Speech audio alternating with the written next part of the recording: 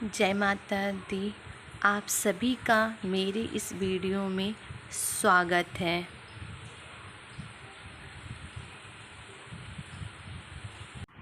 मेरी दिन की शुरुआत होती है श्रेय के स्कूल से। टाइमिंग 10 बज रहा था और मैं श्रेय को स्कूल ले गई थी। श्रेय अभी 2.5 साल का है और मैंने श्रेय का एडमिशन करा दिया प्ले स्कूल में, क्योंकि मुझे तैयारी करनी है और मुझे टाइम नहीं मिल पा रहा था। इसलिए मैंने सोचा क्यों ना इसका एडमिशन करा दे प्ले ग्रुप में। श्रेय जहाँ पर 2 से 3 घंटे रहेगा, बट श्रेय के साथ मुझे लगभग 2 से 3 घंटे रहने पड़ते हैं। यहाँ मैंने सोचा कुछ था और हो रहा कुछ है। उसके बाद मैं घर आ गई श्रेय को लेके। 1 बज रहे थे। मैं यहाँ पर बहुत तेज़ी से अपने काम करने लगी, क्योंकि टाइम 1 बज रहा था। खाने की तैयारी करने लगी। उसके बाद खाना बनाती गई और फिर मैं अपनी मम्मी से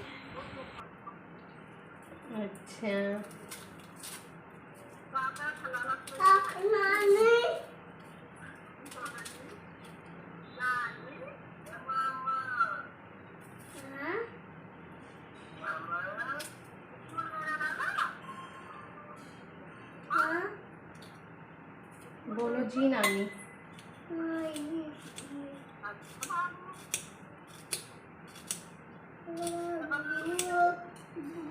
मैं यहाँ ना तो आधा घंटा ही बात करने के बाद मैं यहाँ पर मोबाइल से मैसेज दे रही थी श्रेय के पापा को कि जो भी सामान शाम को लाना है वो ले आएंगे। व्हाट्सएप पर मैं उनको मैसेज डाल देती हूँ जब मैं खाना बनाती हूँ। उसके बाद में मैं अपने काम ख़त्म करने लगी। जो सुबह के बर्तन थे वो सारे बर्तन मैं सेट कर रही थी, और जो सुबह के नाश्ते के बर्तन धुलने थे उसके बाद मैं वो बर्तन धुल दूँगी। यहाँ पर मैं एक रूम और एक किचन रेंट के घर पर रहती हूँ, इसलिए मुझे स्पेस काफ़ी कम मिलता है। यहाँ पर कढ़ी बन के रेडी हो गई है और श्रेय यहाँ पर बैठकर पकौड़ी खा रहा है बहुत ही प्यार से।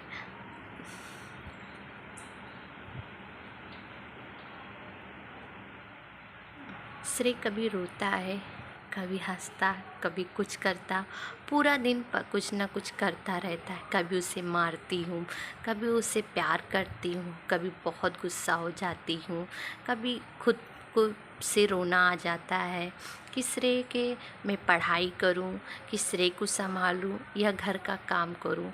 पर अगर मैंने डिसीज़न लिया है तो उसे पूरा करना भी है। यही सारी मुश्किलें हैं जो शायद मुझे पढ़ने से रोकती हैं, पर मैं बहुत ही हिम्मत करके आगे बढ़ती हूँ कि मुझे पढ़ना है। इसलिए सारे काम दोपहर के बहुत जल्दी ख़त्म करती हूँ कि जो दोपहर का काम है मुझे वो शाम को ना करना पड़े। यहाँ पर श्रेय को संभाल रही हूँ। श्रेय रोने लगा था, इसलिए किचन का काम छोड़ के मैं श्रेय के पास आ गई कि देखूं श्रेय को क्या हो गया है, और मैं अपने किचन का काम फटाफट करने लगी आके। यहाँ पर मैं खाना ना दोपहर में खा चुके थे, श्रेय भी खा चुका था।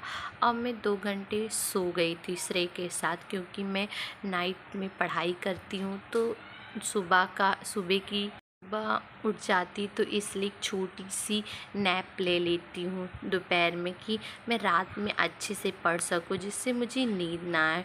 और मैं यहाँ अपना काम बहुत तेज़ी से ख़त्म कर रही थी। यहाँ पर सारे बर्तन टब से निकाल कर सेट कर रही थी, और जो सिंक में बर्तन थे उनको धुल के फिर टब में मैं रख सकूं। मुझे अपना किचन बहुत ही साफ़ अच्छा लगता, इसलिए मैं पढ़ाई के साथ किचन भी साफ़ ही रखती हूँ। लगभग 4:30 बज रहे थे और श्रेय सो चुका था।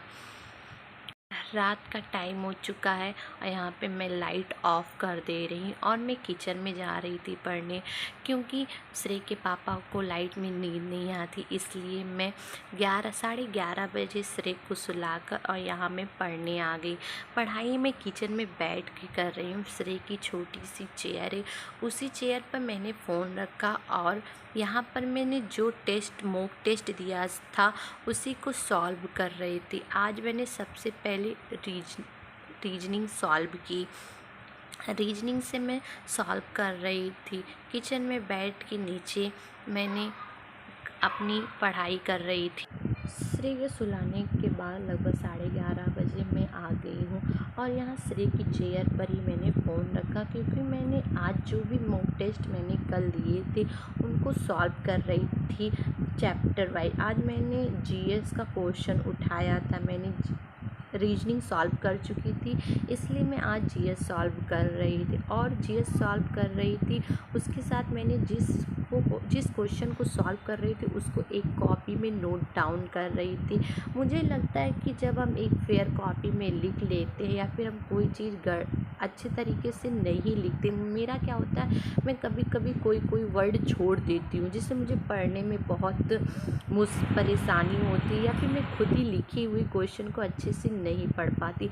इसलिए मैं एक क्वेश्चन को लगभग 2-2 3-3 मिनट दे रही थी और अच्छे से लिख रही थी। सर, जीएस में जब हम स्मोक टेस्ट को सॉल्व करते हैं तो उसके नीचे सॉल्यूशन बहुत ही अच्छे से दिया रहता है। देखिए, मैंने लगभग 3 से 4 पेज में इस मॉक टेस्ट के करंट जीएस के सॉल्व किया और लगभग रात के 3 बज गए थे। मैंने अपनी पढ़ाई ख़त्म कर दी थी। यहाँ पर मैं सारी चीज़ को समेट रही थी। यहाँ पर मैं एक बेडशीट पर बैठी थी नीचे, उस सारी चीज़ों को मैं हटा रही थी कि सुबह मुझे पूरा क्लीन मिले। आपके पास टाइम जब भी हो आप तभी पढ़ो।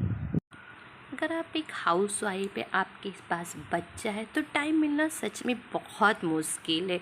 और जो पढ़ रहा हो उसके लिए तो बार बार हाथ उठाना पड़ेगा, क्योंकि बहुत मेहनत हिम्मत करके वो अपनी पढ़ाई करती होंगी। इसलिए अगर आपके पास टाइम नहीं है तो आप टाइम निकालो। जैसे मेरा बच्चा है, मैं पूरा दिन टाइम नहीं पाती, इसलिए मैंने रात को अपना दोस्त बना लिया। रात को मैं 10 बजे सारे काम ख़त्म करके हर हाल में बैठ ही जाती हूँ पढ़ने। 10 से 11, 11 से 11:30 बहुत होता है। श्रेय नहीं सोता, बहुत परेशान करता, फिर भी मैं 12 बजे तक पढ़ाई करने बैठ जाती और जब तक पढ़ाई कर पाती हूँ करती, क्योंकि मैंने सपना देखा है और इस सपने को पूरा करने के लिए मैं जिम्मेदार हूँ। अगर मैं नहीं करूँगी तो कौन करेगा, यही सोचकर आप पढ़ाई करने बैठ जाओ। सच में एक दिन आपकी मेहनत आपको ज़रूर सफल बनाएगी।